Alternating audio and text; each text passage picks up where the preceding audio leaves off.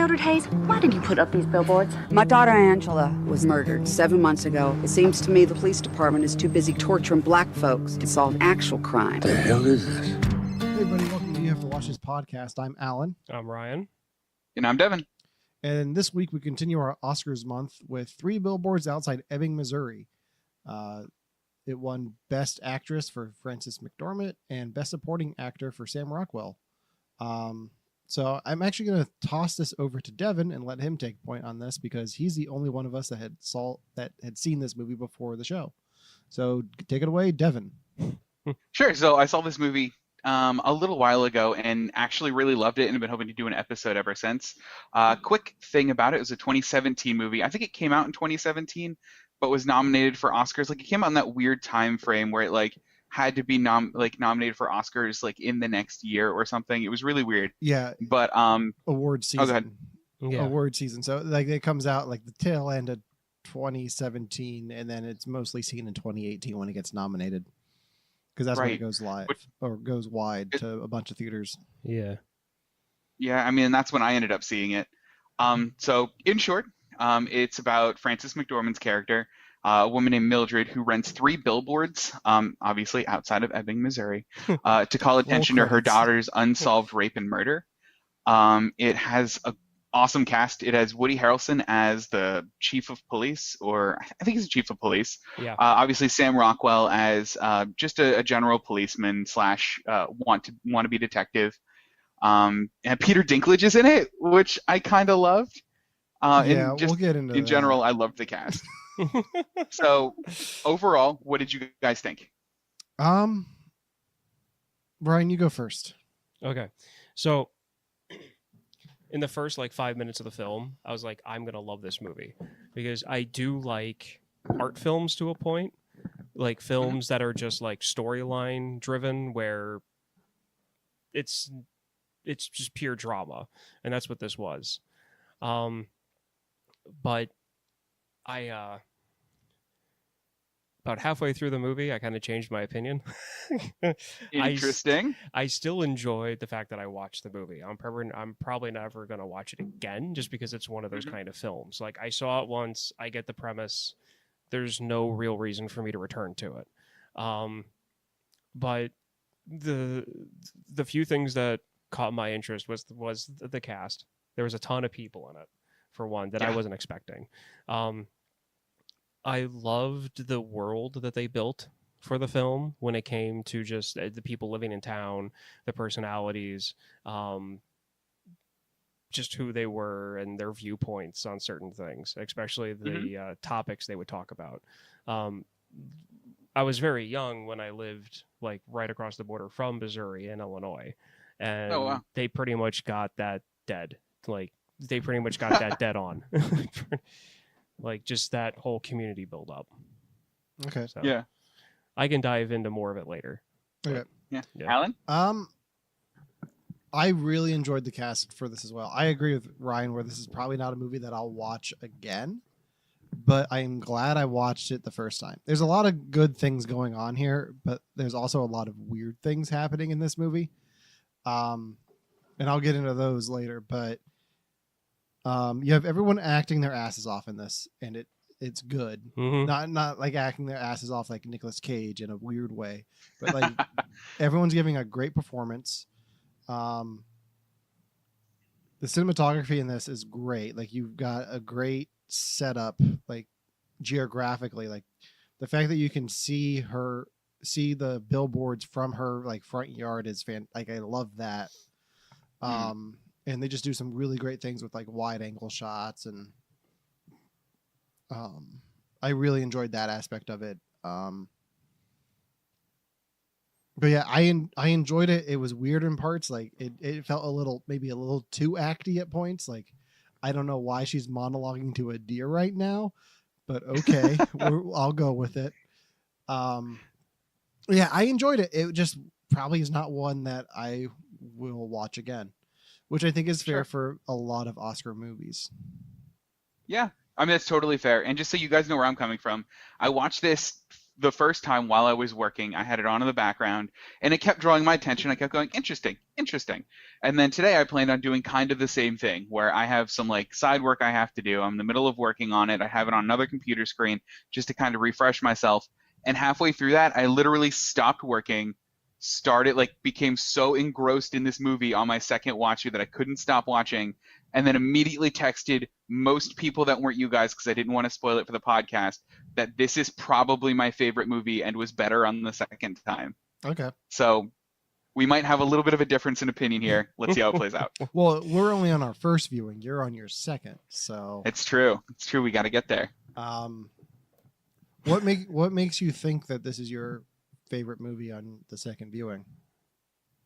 So I was able to get, so the way that I watch movies is I'll watch it the first time basically for the plot and to sit down and say, okay, movie, take me for the ride that you want to take me on.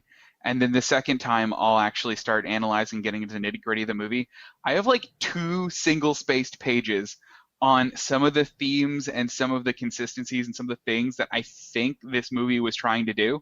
Or maybe I was looking into it too deep, but I loved it. Like, I loved so many of the little background things that I thought were going on that I thought were just amazing. And I mean, obviously I'll get into those a little bit more, a little later. So let's start probably the easiest place to start in this movie, because it won for this reason. Let's start with Mildred, or Frances McDormand's character. What did you guys think? And I mean, if we want, we can get into spoilers at this point too, because she does change a lot. Yeah. I mean, does she though? Because of this, like, her character doesn't really have much of an arc. Like, she's still up. Like, at the end, maybe she does, but throughout the movie, she's still kind of dead set in her ways of the cops aren't doing their job, and I want answers, and I'm not getting them. So her whole quest is just to get the answers of who killed my daughter, and I don't know if that really changes. Like, she goes to more extremes, like she gets more extreme with her tactics as she goes, but I don't know if her character really changes, but changed my mind. Well then, Ryan, what do you think? Okay, so this would have been just as good as like her performance would have been just as good if it was like an off-Broadway production if it was just her. Yeah. Take her character, put her on a stage, have her read the lines, and just act like there's people around her. And it probably would have gotten a lot of attention just because of how good she was at that role. Sure. I kind of disagree with Alan a little bit about her character, because I feel like as she was going through the movie, it started out with her being upset, and hence why she got the billboards. Her thick-headedness is always there, but around the whole like deer monologue part, where she's just kind of like lost in thought, and then all of a sudden this deer shows up out of nowhere, and I feel like at that moment she starts coming to like accept what happened, instead of just becoming like a bulldozer, just wanting to just destroy everything in her path to get the answer that she needs. Okay.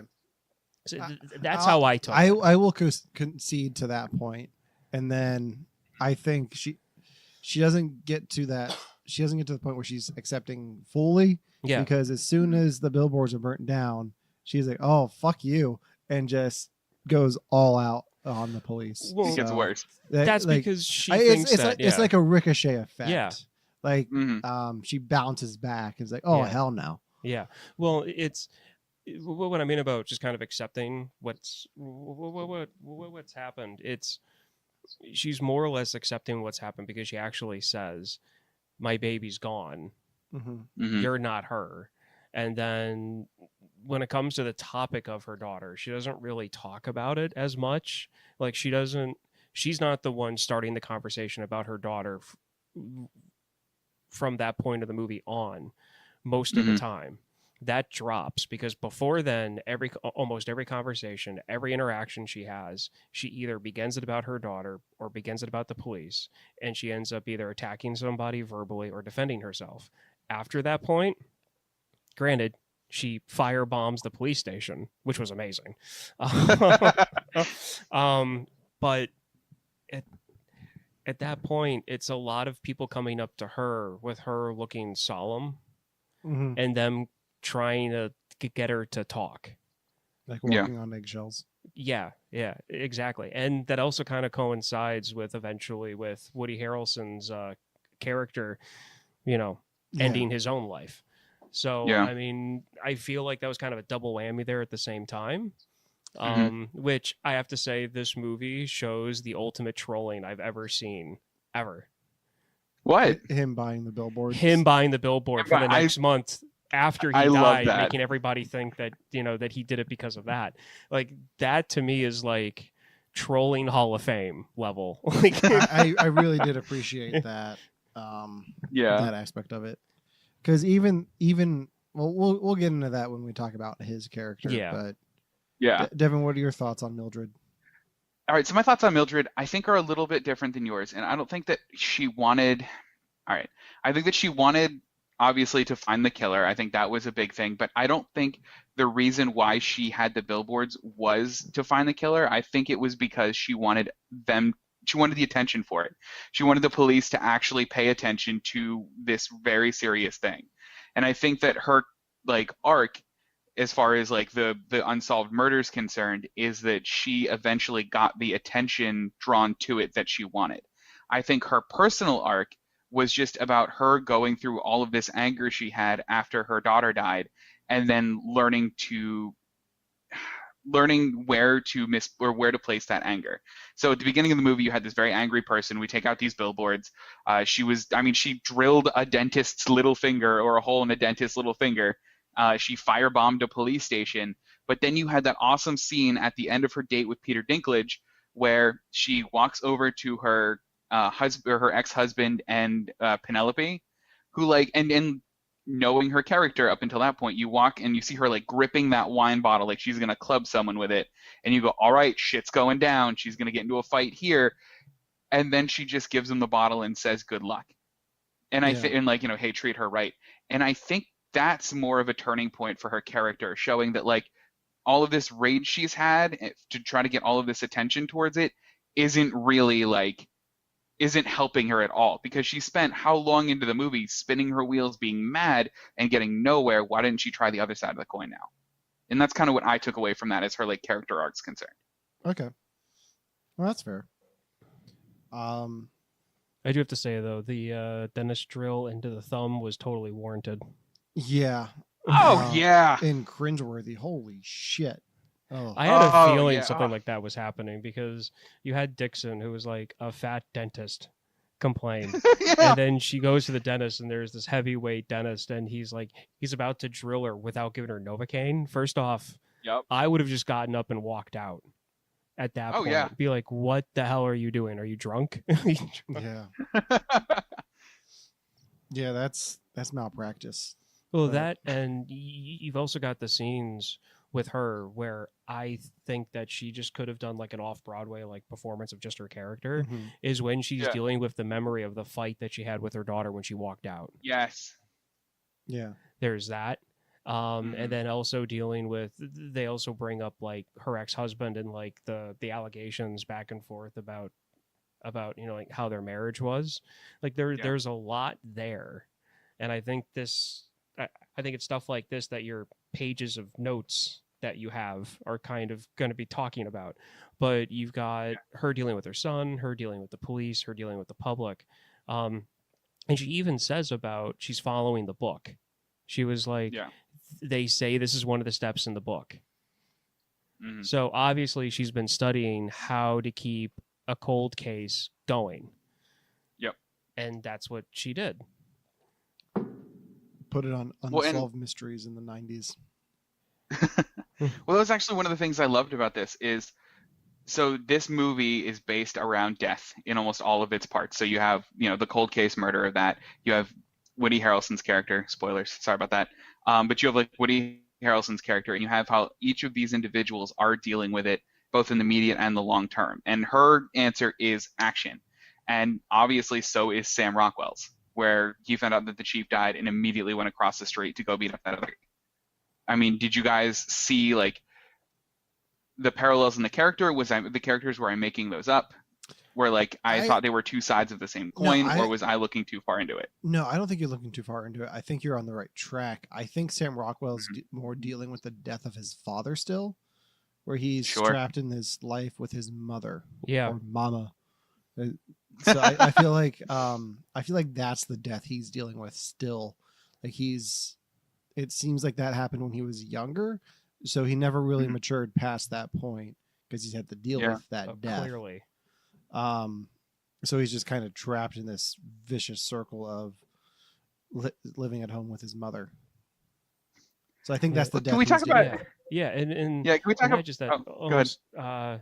Almost every character, inside the film, is dealing with their own death in their own family almost. Yeah. I mean, you've got the brother's missing a sister, the mother's missing a daughter. So is so is the ex-husband, who's the father's missing a daughter. You've got Dixon, who's missing a father, and then you've got the sheriff, who's dealing with dying. Like, there's nobody in the family dead yet, but he's going to be. So he's dealing with that. It's like everybody has this cloud over their head, and then you've got people who want to get their own interests taken care of, and that's what throws the wrench inside this entire thing and why all this conflict starts up. So I mean, that's why I like this movie, because of that. But at the same time, that's probably why I'm not going to see this again. Yeah. Well, so for everybody listening now who hasn't seen the movie, this sounds like a really dark and depressing movie. There were some really great funny lines and funny parts in this movie. Oh yeah, definitely. One of my favorites was when Dixon went, "It's a book called Suck My Ass. It's none of your business." Like, that's amazing. Like, there was some awesome. Like, what did you guys like? Did you guys find that humor in here? I did. The funny scene to me was when the reporter's outside the burnt down billboards and she just drives by like, "It's not over yet. Take that and shove it on your fucking Missouri Good Morning Missouri morning show, bitch." Mine was the awkwardness with the 19-year-old girlfriend.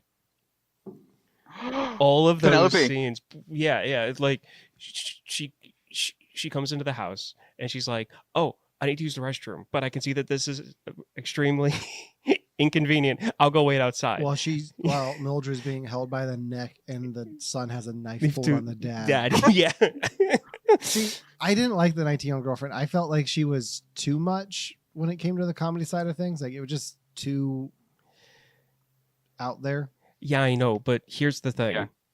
Communities like that, you're going to have the 49-year-old man who's dating a 19-year-old. I'm fine with that. It's just the way that she handled, like, it was just a little too comedic, where everything else is like a darker comedy. That was just kind of weird and didn't really fit the tone. I liked it though. Because it was kind of like a beacon. Well, here you've got this movie that is so drenched in death, and then you've got these comedic parts to it. You've got the vulgar humor of her just saying crazy crap, and then you've got the goofball humor with the girlfriend, and then you have kind of just like the subtle humor. So I feel like they were trying to play to a lot of different people on breaking the depression of it. So I'm trying to say, I feel like that they made different types of humor in the movie so that different types of people could get that break. But how do we feel about Penelope coming up with literally the most important and thesis statement of this movie about how anger begets anger? Like, that wasn't delivered by Peter Dinklage. That was the dumb side character. But see, the thing is, I feel like, again, small town, Midwest, everybody's so wrapped up in their own life. It's gonna be the person you're not expecting to give you something that stands out. Her delivering that line, I guess, makes sense for it, but everything up before that is just kind of like really off-putting.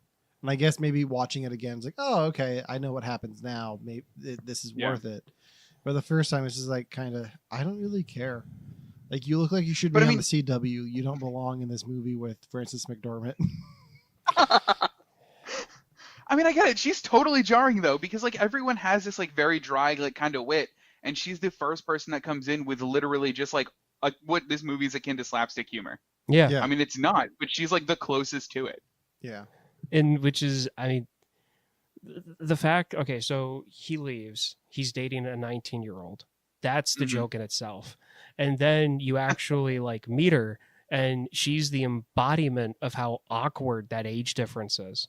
That's why I like it, because he's already dating he's already dating a 19-year-old. They're gonna have to show her. There's gonna be situations where she's gonna be in the car. They're Yeah. gonna be out. You can't just have her stand there and say nothing. So if she came off as witty as the rest of them, you've already got a whole, you've already got a ton of just deep characters that I feel like it would just be too much. And that's why I loved her awkwardness, because she was the one character that as soon as I saw her after that first scene with her wanting to go to the bathroom, I knew that nothing with her was going to be deep. Yeah. And then it was surprising when she was the one that, has that line that changes it. Yeah. So that's the core of why I like her character and why I like her in it. All right. Yeah, I can get on board with that. So speaking of silly things in this movie, Alan, you said that there were some silly things that happened here, or some things that like kind of took you out of it. You want to speak a little bit to those? Because I had a really big one, and I think it might have been my only big one, but I'm excited to see what you had to say. The 19-year-old girlfriend was the biggest one. Trying to think what else. Peter Dinklage's mustache. I have that as a note. Just Peter Dinklage in general was very weird. It's a weird choice for how little they use him. Sure. Like I feel like there are some scenes that were cut in the middle of the film where he interacts with Mildred or someone.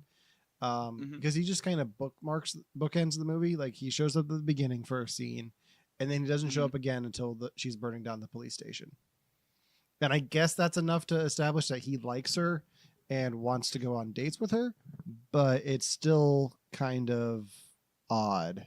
Okay, so do you mean it's odd because it's him or his character? It's odd because it's him. Like that's. I feel like that relationship is really forced at the end. I think one more scene with him in it would have made it a little bit better at the end when he shows up around the corner.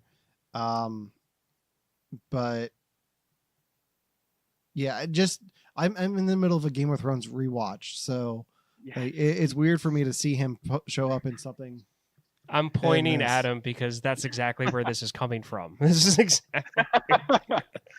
Well, what are your thoughts, Ryan, on Peter Dinklage's character here? I think it's perfect. I think if they would have had him in it more, I feel like that they would have been trying to force it too much.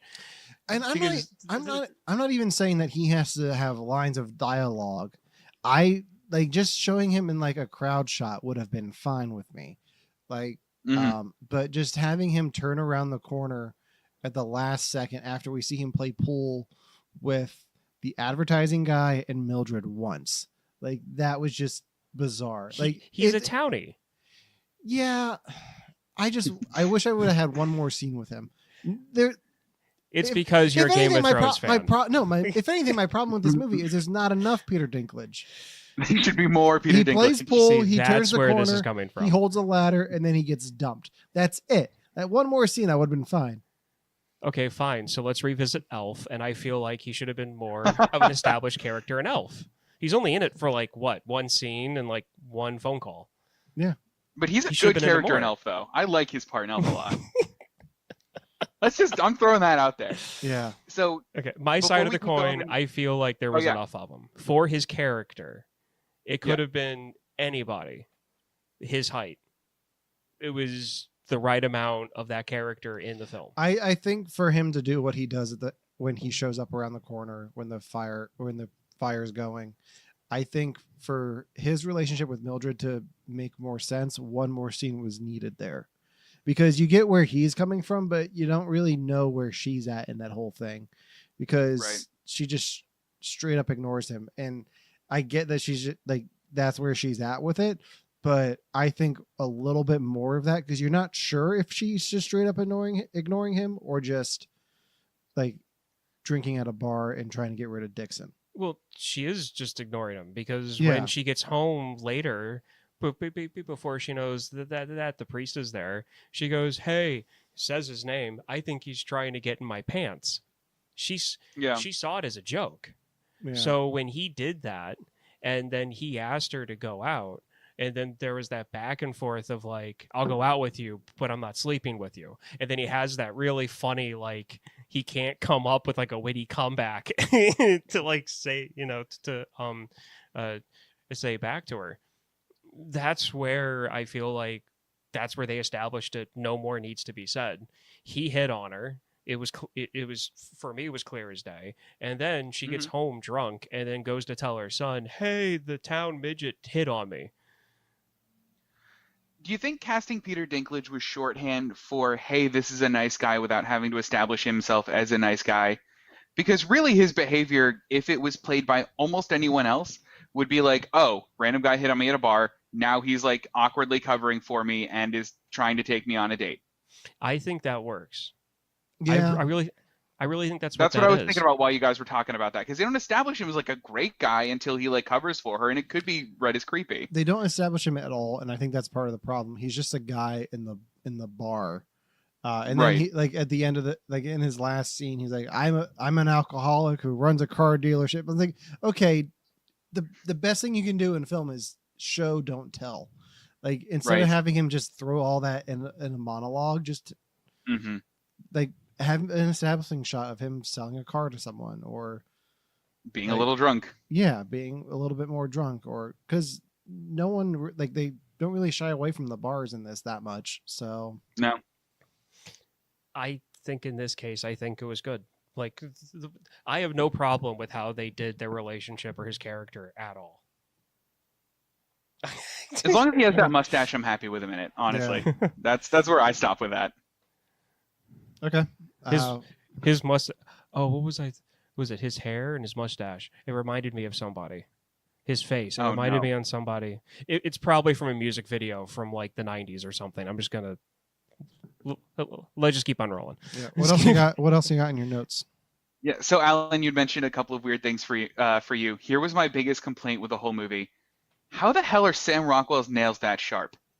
Literally, all he does in like 1 second is he goes to like scratch creepy guy in the face, and he leaves these like gigantic claw marks all along the guy's neck, and like has enough of that he can get DNA from under his nails. That's a legitimate huge piece of his skin. Oh, like, in my mind, he turned into like Catwoman for like 3 seconds. Wasn't he just in the hospital for like a week? Yeah, recovering from his burns. Yeah, so he probably wasn't trimming his nails. That's a good point. That, and he was drunk. That makes sense. When you're drunk, you don't know exactly how much force you're putting into stuff. I mean, I absolutely hated his character up until that point when I saw what he was doing. Like, he went out, he looked at the license plate, he came back in, he started the fight. And I'm like, okay, a little bit of redemption. I still hate the character for who he is, but I like what he tried to do. So that's the point where you turned on his character? Like, you started liking him a little bit more? Like, when he in the bar? I've run into cops like him. No. I hate the character. Okay. As in, you're supposed to hate the character, and I hate the character. Yeah. He did a good job playing the character. That's not the question, though. My question was, so in the bar is the point where his character turns for you? To being like, oh, look, he's doing something nice? Yeah. Pretty much, yeah. Okay. Because his time in the hospital room, I have he apologized to the... He apologized. He apologized to Red, or I think that's what his first name was. Yeah. In the hospital room. That's a direct from after him reading the letter that the sheriff gave to him. Granted, he did put like the file up into his shirt and like dove out the window, but to me, it's like, okay, with all the crap that you've done in your life, that to me isn't going to make me like you. It wasn't until he put his own like body, like truly, he could have been killed. Yeah. Not just diving through, just not just diving through a window on a first floor building. Like he legitly could have been killed in that fight. No, I completely disagree and think him grabbing that file is his turn to redemption, because if he gets redemption, like that's his point of, that's where he turned for me, because there's no reason he had to grab that file of all the files. Like he read that letter, and that letter, like I talked about him not having the father figure before. Yeah. The chief was his father figure. So, that turn, like that letter is what turns him to like, this is what I need to do to be a good cop. Yeah. And then he looks and sees that file and grabs it. And like that there is where he starts his journey of redemption, or attempt at redemption. And you know what? You're probably right. That's probably how it was written. But for me, I hate that stereotype of a bad cop so much. And and it's not hate on the stereotype as in the stereotype's wrong. Like I've said, I've known cops like him before. I hate them. They shouldn't be police officers. No, I completely agree. Yeah. And basically everything that happened to him should have happened to him. He should have gotten arrested personally. Right. After, everything that happened. But it wasn't until he did that in the bar that I was like, okay, this character is somewhat of a good guy. For me personally, just because his character irked me that much. So, like I said, you're probably right. Yeah. And that's probably how it was written. In fact, you're probably dead right on it. It's just, I hate that character. I think so here's my question for you guys then. Go for it. This movie actually caught a lot of crap when it came out, like wide public release, because you're asked to relate to his character and you're asked to like feel for him and to forgive him for a lot of stuff. And for some audiences, seeing a blatant racist like this being asked to sympathize with a blatant racist like this was problematic. Were you guys able to like find redemption in him? Did you sympathize with him? Problem. Or was his stuff way too like shitty for you guys to ever relate to him, and he just remained a shit guy? See, the way I see it is he's a product of his environment. So his mom is the one who's putting these bad ideas in his head. Like like just being a part of that environment is what really makes him do the things that he does. And then when he has this other voice telling him, you can be a good cop, you just have to try. And then he tries and doesn't listen to his mom so much, and puts a little bit of effort into being the good guy and trying to actually solve that case. And I'm not saying he's a good guy. He's a bastard. Like I really don't like his character, but I don't think all of his actions are entirely his fault. Sure. If that makes sense. No, and I can get behind that. I definitely can. And that's totally Ryan? I mean, and that's, like I said, I hate the character. I've already talked about that. But anyway, he is a product of his environment. His mom is a blatant racist. Yeah. Because she says they were better off. And she's talking about, different bathrooms and different water fountains. Like that's what she's talking about, that they were better off that way. So he's totally a product of that. So everything he does comes from that, thought process. The problem is with me, this day and age, you either come around or you don't. And if you don't come around just dealing with normal people every day, then there's a problem and it needs to be dealt with. It eventually was. It's just that early in his turnaround of trying to be like a good person, for me, it's too early with the rest of the stuff that's happened. Especially after the scene where Mildred, that's the name, right? Mildred? Yeah. She uses the N-word and says, so you beat him, didn't you? And he goes, no, it's person of color, and I beat him, and I didn't torture him. Like, that whole scene, for me, just told me exactly who he was, and I was like, okay, I want him shot. Like, this guy needs to die. Like, just kill off the character now, because that's the only way that this guy's going to get any kind of, good feelings from me. And then what happened at the very end was like, okay, he's trying. But, yeah. Yeah, I mean, I think his beliefs, I agree with Alan, they're from his mom. I think they're completely inexcusable. And I think that almost no matter what he does, that's not going to make up for it in my mind. Yeah. Yeah. I can sympathize with some aspects of him, though, and this is something new for me, is being able to sympathize with some aspects of a person while absolutely hating other aspects of a person. I don't think that anything that he does for Mildred is ever going to make up for his blatant racism, because there's no place in 2017 society. No. But I think that I like Woody Harrelson's note to him, where he needs to start loving people more, and he needs to start moving towards love and away from hate. And I think that's where they're showing his plot going. And I think that if he continues down that path, he might be a more likable person.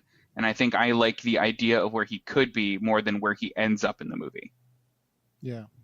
I mean, I don't think he really gets redemption in this. He definitely has a redemption arc, but it's just the beginning of it, and you don't get to see it completed. So at the end of this, he's still an asshole.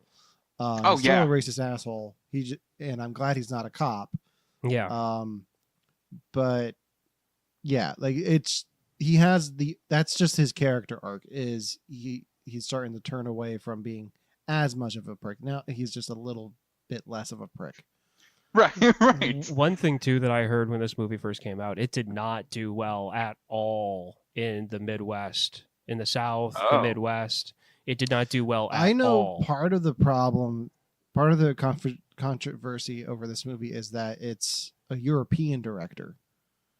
Dealing with American police brutality and racism. So you have like a foreign voice talking about these purely American issues. That's but I mean, was he wrong? Like, I didn't look at this and think this is a caricature. Sometimes I looked at this and thought this is a caricature, but a lot of the time I didn't. Like, what did you guys think? I obviously, some of the characters I felt were a bit of a stretch when it came to just like they were trying to make some points out of it. But overall, small town America, middle of Missouri, especially middle of Missouri, I would say this is like 80% nail on the head. Yeah. To be perfectly honest. Sure. Yeah, it's definitely got a degree of realism to it. The only thing that doesn't make it as real is probably, I was going to say the humor, but even that, like, it's so dark that it could be realistic. Right. So, I don't know. Because, I mean, like, I know, like, back people that, like, we went to high school with, I ended up talking to after high school, and they've, like, turned into EMTs. They've turned into these very, like, serious lines of work, and they'll talk about how, like, they'll see a dead body on the ground, like, in the snow, and they'll be like, oh, guys, look, red snow cones, or something like that. Like, not to make fun of the deceased person, but because they need to add levity to such, like, terrible situations. Yeah. And sometimes that's how the humor in this reads. Yeah. And you'll find that anywhere. Like, my grandfather was a lineman for the city of Chicago, and there were times when he had to go collect his coworkers who got electrocuted on the lines, and you have to have some type of coping mechanism to see the crap that you do when you have to do stuff like that. And that's where you get EMTs and firefighters and police officers. That's why sometimes they get in trouble whenever the recordings come out after a car accident and they're saying things that the general public shouldn't hear. Because to be honest, you come onto a crime scene and you've got a whole family in the car and it's mangled. There's only so many things you can do to make sure that you go home that night and not need therapy the rest of your life. And one of those coping methods is humor. As sick as that sounds. Yeah. No, it's understandable. Yeah. So, I mean, I love that aspect of it. It's just I've always lived in more of an urban type environment. I've been living in South Central PA since 2010. You guys have been living in this area your entire life. That's where, like, I had no real concept of, like, small town America up until recently. And living in Shippensburg and knowing you guys from Newville, like, that's where I'm like, oh, this totally fits. I've seen people like this. I've seen that cop down on our street. Yeah. This did give me a very Newville vibe sometimes. Yeah, me too. I got the same vibe. For better or for worse. mostly for worse. But By the way, Oh, off topic here a little bit. Can we talk about her accuracy on those cocktails that she threw out of the window? it's almost like it was scripted that oh way. my god. Like she had an arm. Like she had an arm on her for She's crying out amazing. loud. Oh yeah. Which is why when she gives the wine bottle to her ex-husband at the end, it's like, Yeah. oh, what's she gonna do with it? Yeah.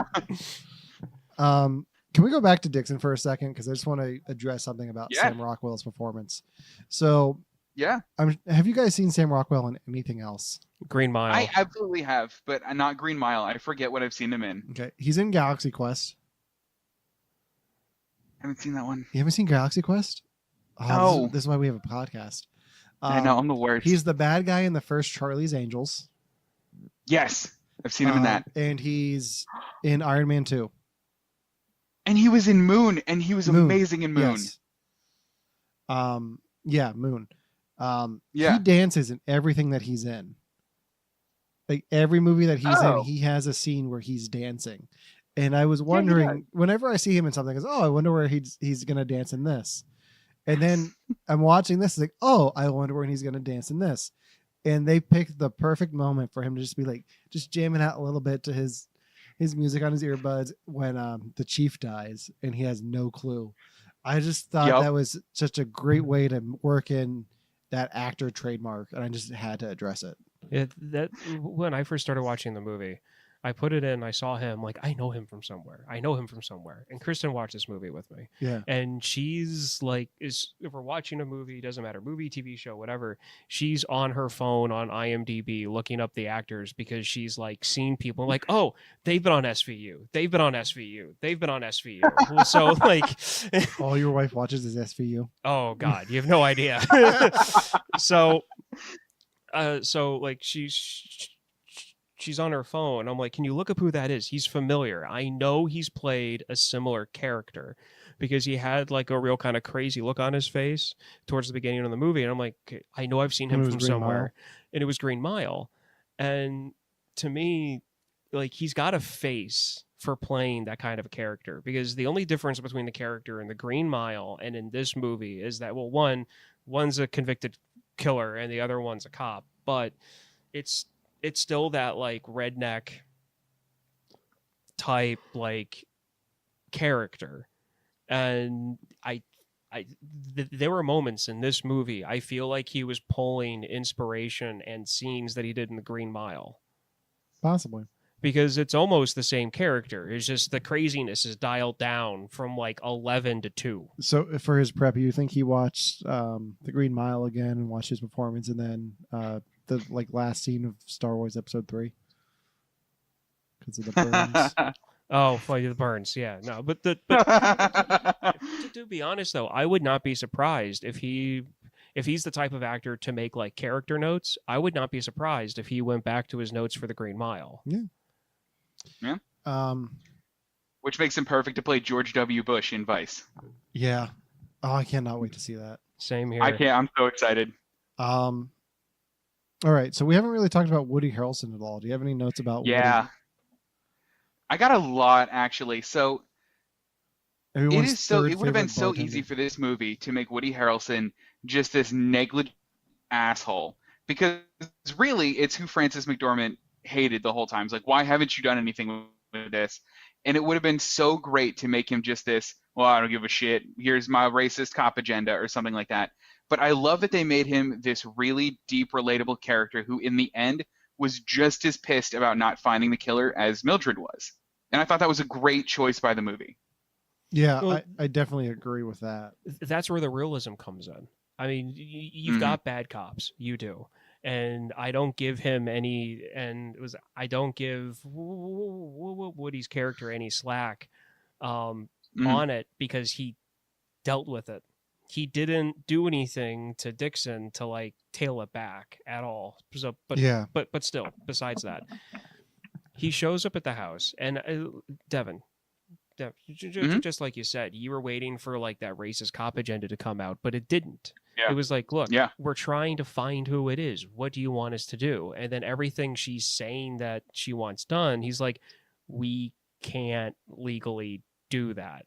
We can't DNA test every guy in town. That you just can't. And then they show his like family life, and he was the one police officer in this entire movie, except for the chief at the end that comes to replace him, that I liked and that I really connected with. Is with his character. I mean, I think this is one of the first times in a while that I've seen him in something that I've liked. He's definitely the most sympathetic character in this movie because he is trying to do his job and he's trying to deal with this sickness, and he has his family at home, so like he's definitely the most sympathetic. Woody Harrelson had a year, like and it just went downhill from here. So he's in this, and then he was in Solo, which is meh, and then and then he shows up in Venom. Like it just goes, but he's the best part of Venom. It goes so far down. Like you go from Oscar-winning movie to Venom. Well, this is how his career has been. Yeah, he's been everywhere. Like he started off on Cheers of all places. Exactly. Wow. Did you not know that? No, I had no idea. I've never seen a single he's episode from of Cheers. He came in, what was it, the third season? Like third or fourth season of Cheers, when Coach died, they brought him in to be the second bartender. Wow. And he just plays an idiot named Woody. Good. And honestly, that's where you get the stereotypical Woody Harrelson like persona is from that show. I feel like with his career, it's like he'll be in a movie that is like this one, wins a ton of awards. It's extremely well done. And then he shows up in the movie 2012. Oh God, I forgot he was in that. I forgot about that too. As the conspiracy theorist that lives in a trailer in the woods in Yellowstone that ends up being right. I'm pretty sure he was just playing himself in that, though. Oh, I'm pretty sure too. But still, I'm just saying for the movie, that's what he was playing. Yeah, he's very diverse. I can't think of anything that he's not at least good in. Like even the like that tag scene in Venom is like, okay, I'd see him as Carnage. Like absolutely, that intrigues me. Like I'm always intrigued enough to be like, okay, I'll give this a shot. Like even in a Ronald McDonald wig, he was still better than most of that movie. Yeah. I'm excited to see him in Zombieland 2 that comes out later this year. Yes, that's going to be exciting. Okay, so this is a very unpopular opinion. Zombieland is an example for me of what I don't like about Woody Harrelson. Okay, that's when it's too much Woody Harrelson for me. I don't know how else crying to into stacks of money. Was that the part? It's just overall like here in this movie, it was great. He was one of the main. He was one of the supporting characters, but for me, because of his, importance, his character's importance, he was one of the main characters of the movie, even though he wasn't in it as much as Dixon was. Yeah. Right. I feel like this type of that type of film time, that type of importance, that type of character fits for him. When he's doing something where it's like Zombieland, it's too much for me. And I just kind of mentally I tune out. I'm trying to think. I'm trying to put myself back into when Zombieland came out. Was he the big name in that film? Because I don't think. I mean, everyone else obviously became big, but I don't think they were as big as he was at that point. Were they? No. In Zombieland? Zombieland. Yeah, in Zombieland. He was the big star, but he didn't have like the career renaissance. He didn't have the renaissance that movie started for him. Like after that, he started showing up in a lot more stuff. Yeah, but he was in True Detective. He was taken more seriously after that. But even before then, for the previews when that movie came out, like that's all anybody that I knew would talk about. Oh, he's in it. He's in this. It's going to be great. And like that's from my sound box, for lack of a better term, that I was in before the movie came out. It was like the movie was billed for him, right? In a sense. So I stand corrected. There's a movie that came out the same year as Zombieland that I think really put Woody Harrelson on the serious acting map, and it's called The Messenger.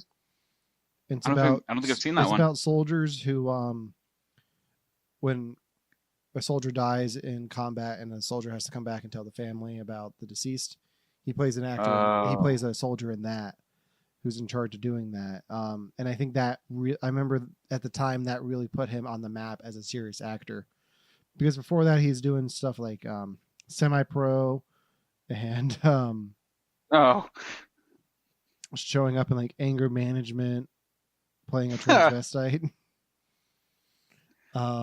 This is a total like non sequitur, but my favorite Woody Harrelson ever is somebody asked for an autograph of this book of the complete prose of Woody Allen and asked for Woody Harrelson's autograph.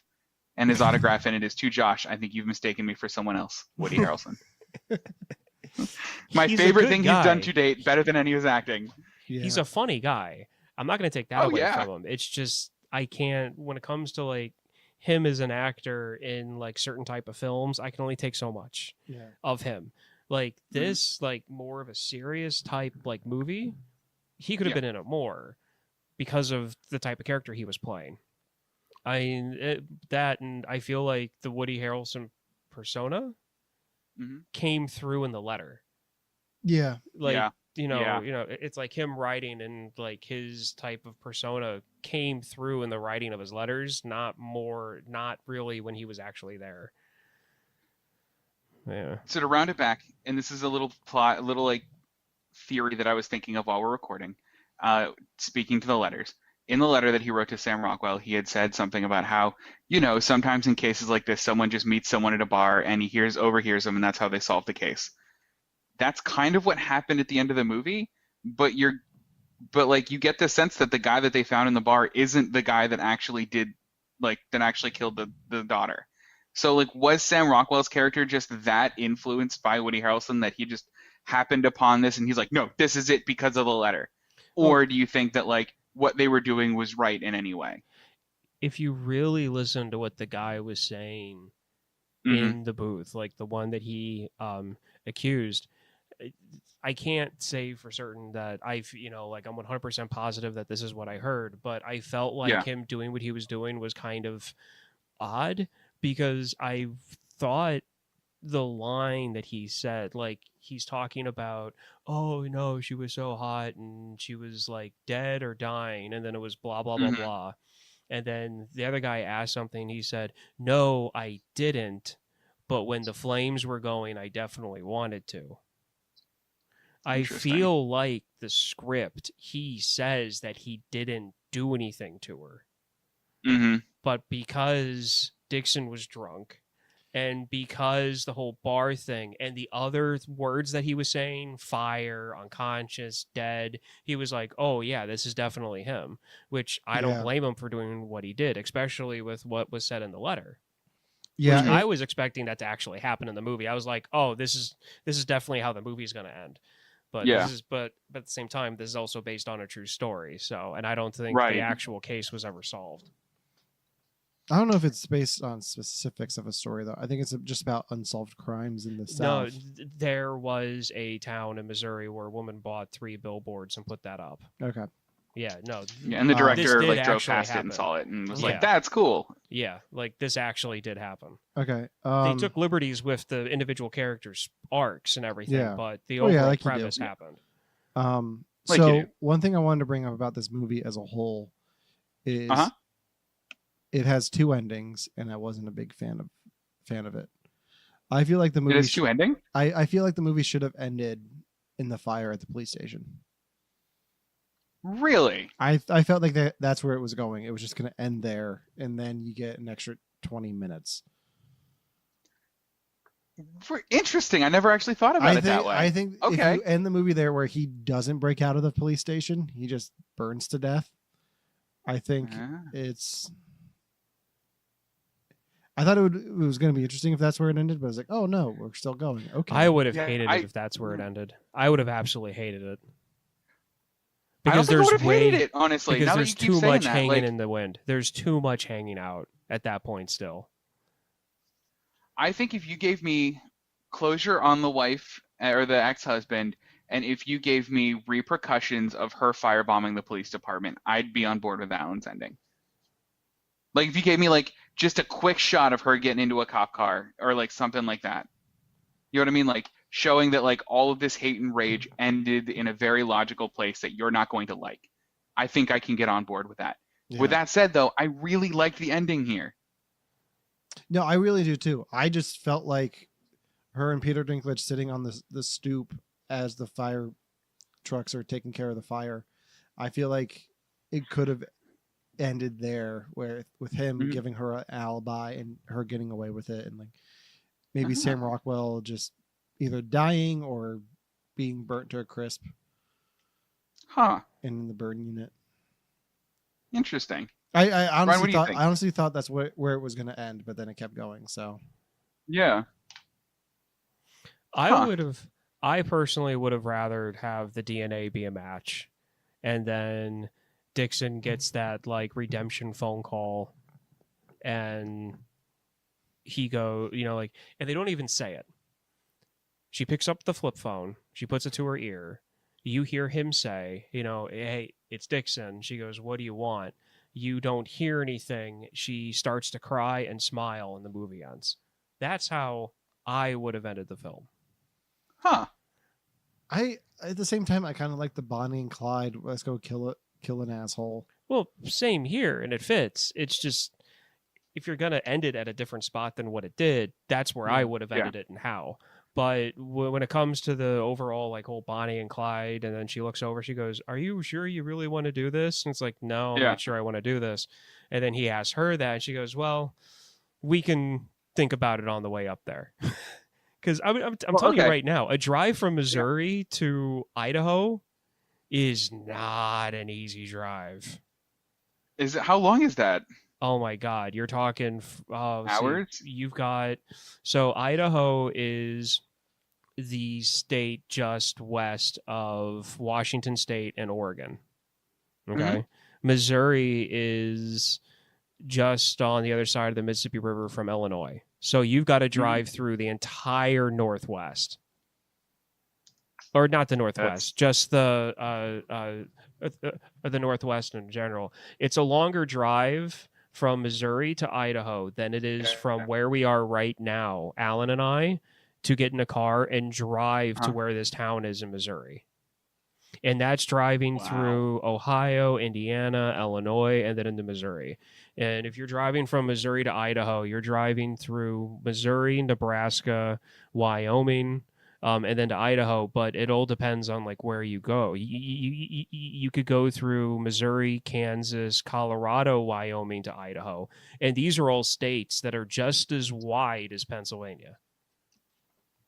Yeah. Do you think maybe the director meant to say Iowa and said Idaho instead because he's from Europe? I mean, maybe. Wouldn't be I surprised. just Google Maps it, by the way. It's a 24-hour drive or a 502-minute walk. 502. In case you guys wanted to know. Yeah. All right, so I know it doesn't matter for the movie, but I think this kind of shit's fun anyway. Right the next 10 minutes of the movie, do they kill the guy or not?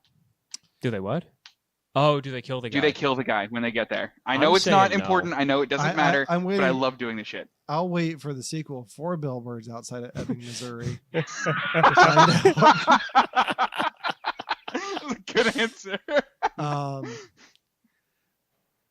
I'm going to say they don't, and they drive back, and Dixon and Mildred become friends. That's how I see this happening. I see them beating him to within an inch of his life.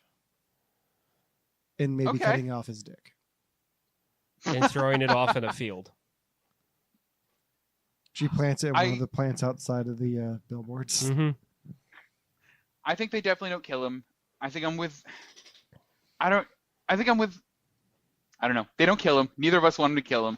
But now now that I'm thinking about it, I didn't know that violence was an option. I thought it was either kill him or not kill him.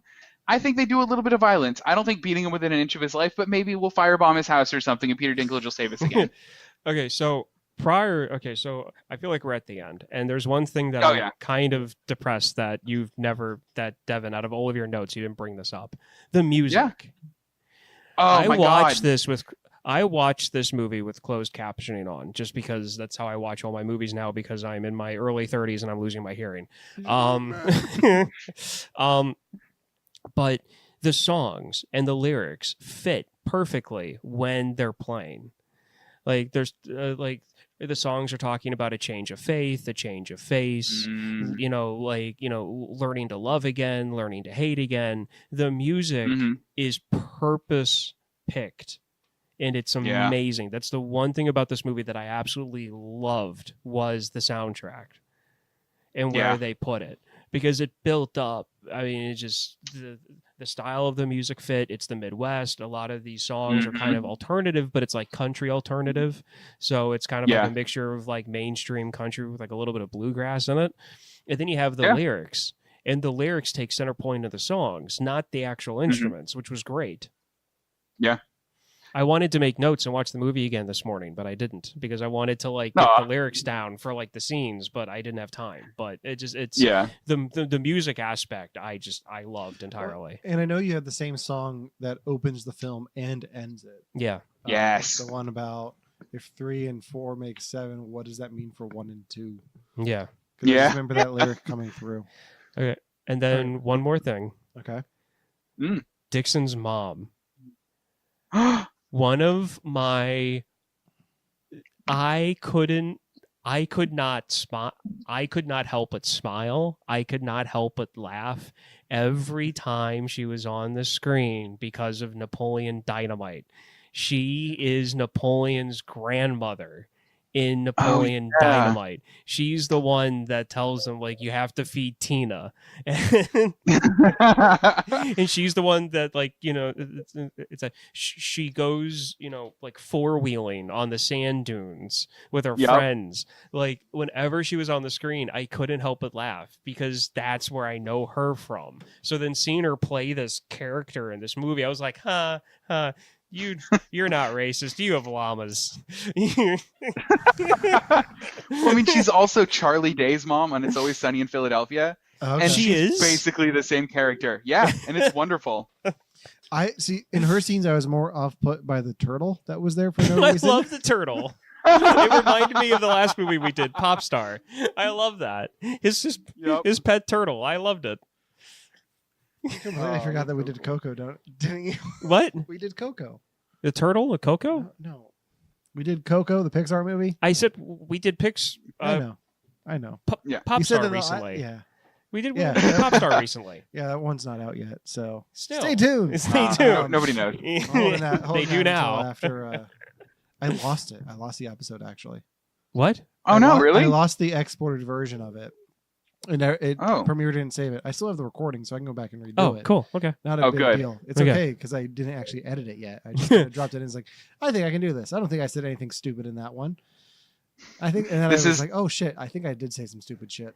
This is the Coco one you lost? No, Pop Star. Oh, Pop Star. Yeah, no, right. I think we did. I think say you some do stupid want to shit. go through that one. Yeah, I'm going to. Yeah, I think you do want to go yeah. through Pop Star. Okay, so are we done on 3 billboards? Anything else? I think we're done. Okay. The grandmother of the music is all I wanted to make sure got covered. That No, and they're I'm awesome. good. Yeah. And it must be a cold day in hell that Ryan brought up music in a film and I didn't. Okay. So here for behind the scenes recordings, Alan loves to do scores, like I orchestra type scores. I like music, like mainstream, like band type music. And we've done this a couple times where Alan will bring up like the score and talk about who who did it, what other movies they're connected to. We had the conversation about why, like you and I connect Harry Potter to like Christmas, and that's because the guy did the music for Home Alone, if I'm right on that. John Williams. There's something like that, yeah. Something like again, I'm not into scores as much as Alan is. That's why he kind of looked at me like, "What are you, a moron?" when he said that. How? But anyway, No, okay, keep going. I'll yell at you in a minute. So anyway, I like songs. I like music you'd hear on the radio. So whenever the lyrics match what's going on in the film, I find that amazing, especially when the song and the style fits the tone of the movie. Now, on to what Alan is probably going to scold me for. Devon and I were talking about we're talking about seasonal movies. How like it's like Harry Potter is more like Christmas. Yeah. And then I remember you bringing up something about how like the score to Home Alone or something like that kind of sounds similar to like the Harry Potter theme. Yeah. Did he do both films? Yeah. Okay, well there we go. Oh, nice. I was right on what I He remember. did some other movies too that should be your go-tos for John Williams, and I'm pretty sure you should know his name because of these other films, like Star Wars. See, this is where Alan needs to like, I don't know, like take a nap. All right, moving on. We still got plenty of show to do here. So let's try to wrap this up. Okay, so looking back at the Oscar nominations that Three Billboards was up against. Mm-hmm. Where did it go? So for we already said that Frances McDormand won for lead actress actress in a leading role. She won. She was also up against Sally Hawkins in Shape of Water, Margot Robbie in I, Tonya, Saoirse Ronan. I don't know how to say her name. It's Irish. I don't know how to say it. In Lady Bird. And then Meryl Streep in The Post. Have you guys seen any of those movies? No. Oh, I've seen Shape of Water. Okay. Good, Yeah. because have you seen Shape of Water? No. Okay, good. Guess what we're doing this Nice. week? Shape of Water. Shape of Water. Yep. Because that also won Best Picture. It did. I feel like Meryl Streep was just nominated for The Post because it's Meryl Streep. Yeah, I mean, Shape of maybe. Water got I Best don't want to be Picture? weird. Sorry. I don't want to be weird about Meryl Streep. I hated her in Mary Poppins. I thought really? she was the worst part of it. That's weird. I've never heard worst part in Meryl Streep in the same sentence. I know it's a weird, probably controversial opinion, but I hated everything to do with her part. Oh wow! So- Now Yeah, I'm more sorry. intrigued to see it. So Shape of Water got Best Picture. Yes, Yes. last year. I think that just shows how good the movie Splash is. You haven't seen the movie yet. Quit making that joke until you see the movie. You guys are making that can't joke wait. to begin with, but I don't No, care. I was not making that joke. That was I can't wait for Ryan Other to see this people movie are and for that making that opinion joke. to be completely Other wrong. people are making Okay. that joke, so I'm going to continue with it. okay. So lead actor in a supporting role. Sam Rockwell won. He was up against Woody Harrelson for Three Billboards, Willem Dafoe for the Florida Project, Richard Jenkins in Shape of Water, and Christopher Plummer when they had to CG him into All the Money in the World to replace Kevin Spacey. Oh, So yeah. my question for you guys is, if you had to give an Oscar out to between Sam Rockwell and Woody Harrelson, did the right person win? William Dafoe should have won. Have you seen the Florida Project? It's William Dafoe. That's all I need to know. Have you seen the Florida Project though? No, but it's William Dafoe. I've seen the Florida Project. He, compared to what Sam Rockwell and Woody Harrelson did in this, he Mhm. did not deserve to win. Okay. He manages a hotel. That's about Oh. it. Do you know how hard that is? He's in like 5 minutes of the movie. Okay. It's okay. a good movie. It's weird. It's different. Honestly, But Yeah. Sam Rockwell. out of the two, Yeah. okay. Just because here, and this might be unfair. I know, but Sam Rockwell had more time on screen. He had more time on screen to screw up than Woody did. Woody did amazing. Sam Rockwell did just as good, but he had more screen time to actually do it, meaning he could have messed up and he could have bombed his part, but he didn't. And also, think, it was probably the harder character to yeah. play. I think I'm with Ryan, where Sam Rockwell is just too believable of a character in this movie, where it almost seems like, and I know Sam Rockwell, the person, isn't like this, but it almost seems like Sam Rockwell isn't acting. It looks like they found a bumbling police asshole, and they're like, let me film you doing dumb shit for a while. I think his performance was really good, and I think I would have chose him over Woody Harrelson. Yeah. Okay. What do you think, Alan? I agree. Definitely Sam Rockwell over Woody Harrelson for all the reasons you just said. But if I had to pick somebody outside of Three Billboards, I'd probably go Richard Jenkins in Shape of Water, which for reasons that I'll get into next week. William Oh Dafoe. yeah, absolutely. William Dafoe. But all right, so moving on to the nominations for this year. So lead actress, we have the lead actress from Roma, who I'm not even going to try to pronounce her name. Glenn Close for The Wife, Olivia Colman for The Favorite, Lady Gaga for A Star Is Born, and Melissa McCarthy for Can You Ever Forgive Me? Well, you can drop the first two off the list. You don't think Glenn Close is going to win it? I said you can drop the first two off the list. Yeah. I honestly haven't seen any of these, and I don't know. I generally don't like Melissa McCarthy at all because I feel like she plays a very one-note character, but I heard that this movie's super different for her. Yeah, this movie isn't supposed to be a comedy. Like, it's more dramatic, so I'm interested to see how she does with that. Right. Because I haven't been a big fan of her starring vehicles that have been comedies, like, hey, Melissa McCarthy goes back to college, or whatever the hell else she's in. Now, I have to say, I did like The Heat. I didn't see Heat. I do like The Heat. Uh-huh. That's the one movie out of her that I actually like, the whole like modern Melissa McCarthy comedies. But I think it's because of who she has who she's playing with in that one. So Okay. Did you guys see and like Spy at all? Because I heard she was really good in that. No, I have not seen Spy. No, I haven't either. No, okay. I heard she was good in it.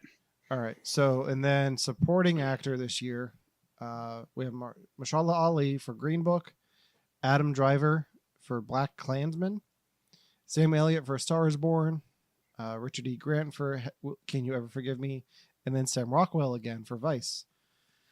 So, Oh, man. Sam Rockwell. Do you think Sam Rockwell's going to get it 2 in a row? He should. I want him to get it 2 in a row Sam so Rockwell bad. the new Meryl Streep? He just gets nominated every year. Okay, so here's my thing, and I'm totally kidding when I say this, but you know how Hollywood is supposed to be like all like left leaning and everything. Mm-hmm. I feel that he should win it just as kind of like, you had to play Bush.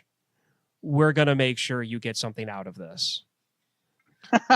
Thank you for sacrificing the time you did to play W. Bush. We're going to make sure you get something. Whoa. If that's the case, then where's Josh Brolin's Oscar from when he played W and W?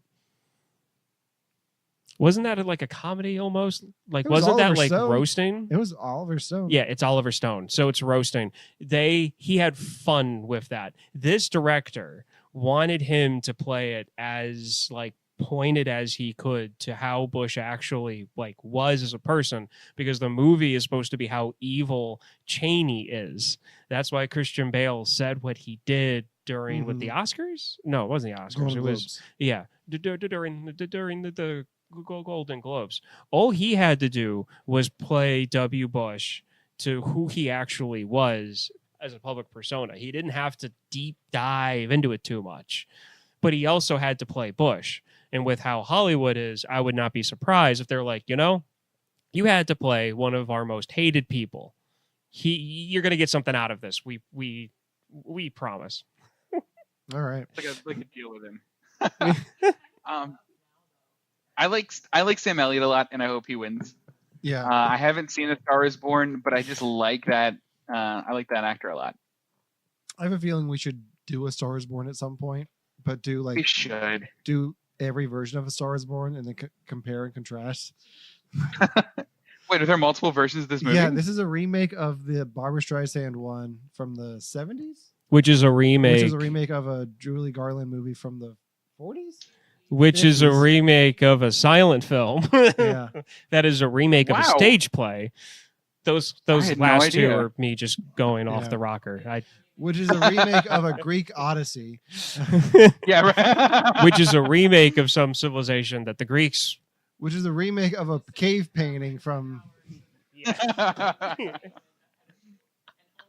All right, so that's all we've got for 3 billboards.